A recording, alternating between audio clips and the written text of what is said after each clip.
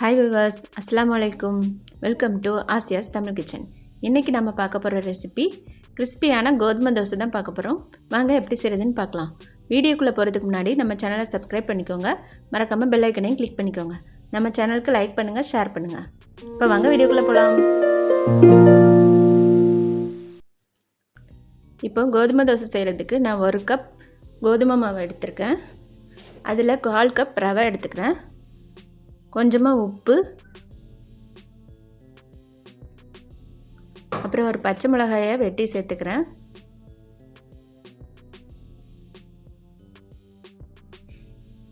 சின்ன சின்னதாக கட் பண்ணிவிட்டு இதை மாதிரி சேர்த்துக்கலாம்.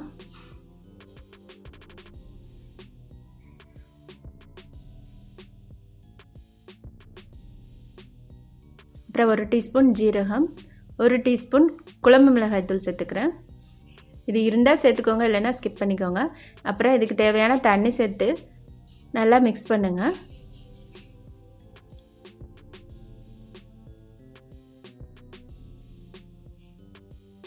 லம்ஸ் இல்லாமல் நல்லா மிக்ஸ் பண்ணுங்கள்.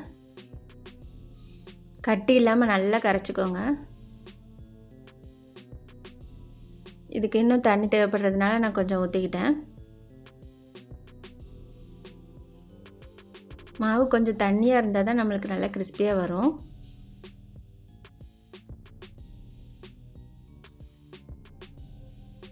இதில் ஒரு பெரிய வெங்காயத்தை பொடி பொடியாக நறுக்கி வச்சுருக்கேன், அதை சேர்த்துக்கிறேன். இப்போ இதையும் சேர்த்து நல்லா மிக்ஸ் பண்ணிக்கோங்க. மாவை இந்த அளவுக்கு தண்ணியாக கரைச்சிக்கோங்க. இப்போ கல்லை நல்லா சூடு பண்ணிக்கோங்க. இப்போ நல்லா ஹீட் ஆனோடனே நம்ம தோசை வாக்க ஆரம்பிச்சிடலாம்.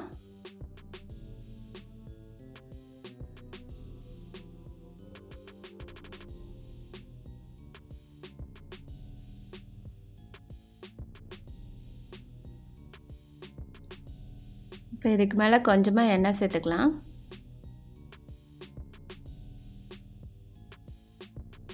நீங்கள் நெய் வேணாலும் சேர்த்துக்கலாம். இப்போ லைட்டாக இப்படி திருப்பி எடுத்து விடுங்க. இப்போ இந்த பக்கமும் நல்லா குக் ஆனோடனே தோசை ரெடி ஆயிடும். இப்போ தோசை ரெடி ஆகிடுச்சு. இப்போ நான் எல்லா தோசையும் இதே மாதிரி ஊற்றி எடுத்துக்கிட்டேன்.